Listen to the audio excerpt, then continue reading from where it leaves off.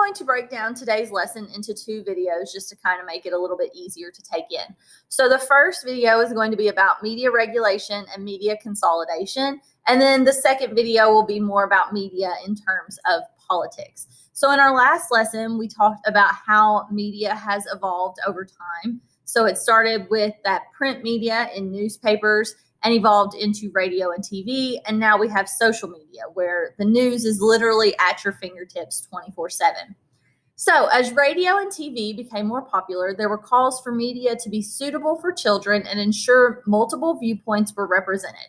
Okay, so there is going to be a call for media regulation and what is allowed to be broadcasted. So the Radio Act of 1927 is going to establish the Federal Radio Commission and required broadcasters to obtain a license to broadcast specific frequencies. Okay, so then the Communications Act of 1934 is going to go even further. It's going to expand the federal government's role in regulating the nation's broadcast media, creating the Federal Communications Commission, which is one of those bureaucratic agencies or bureaucratic commissions that we discussed earlier this year to oversee implementation of its provisions. So it's essentially regulating those broadcast media stations.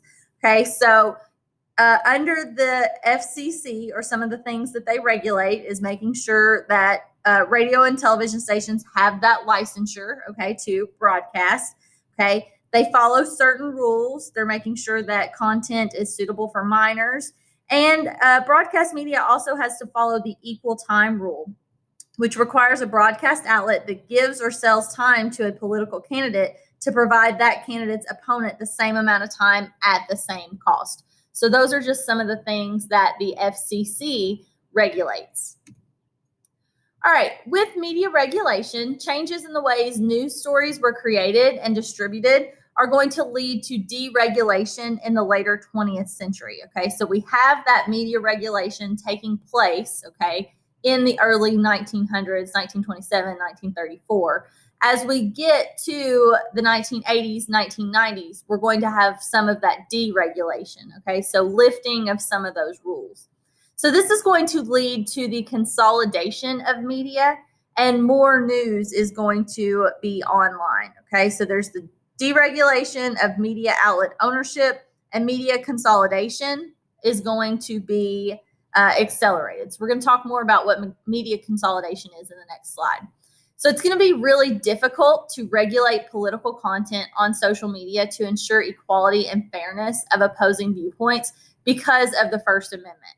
So we know that with social media, anyone can put their opinions out there, and it can be very difficult to regulate that because you do have the freedom of speech. Political candidates who are celebrities have disproportionate attention.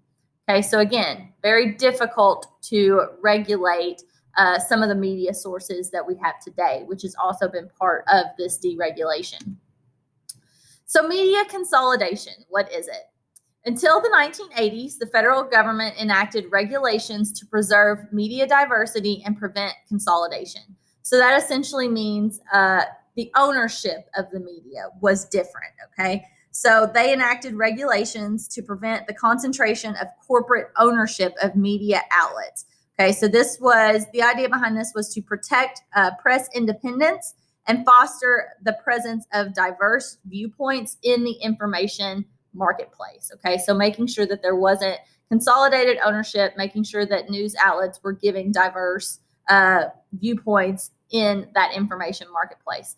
So media consolidation is the concentration of ownership of the media into fewer corporations. So prior to the 1980s, there was more I guess diversity is the word when it comes to media ownership, and it has become more consolidated, okay? That consolidation has accelerated.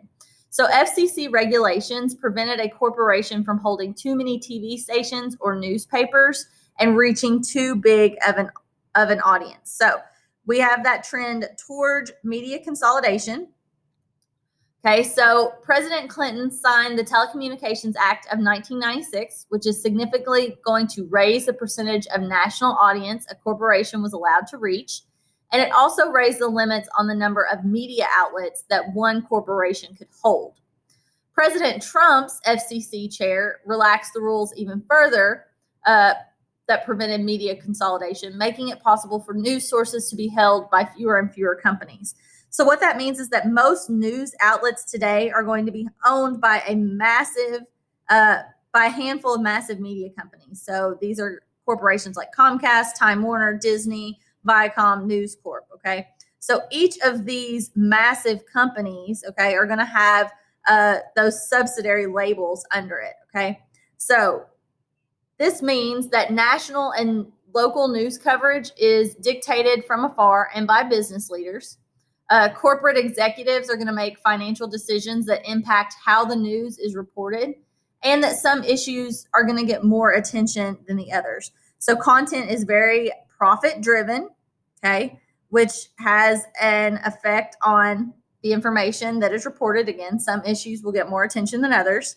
And this is also going to be important in terms of the role of media in setting that policy agenda. Okay, so there are those powerful corporate leaders with their limited interests who are getting to make those financial decisions and dictate news coverage. Okay, so you can see how there are a few larger companies, okay, Disney, Time Warner, NBC, CBS, and how they own other smaller media organizations. Okay, so you can just see how the media is more consolidated now. All right, and that's where we're going to stop with this video.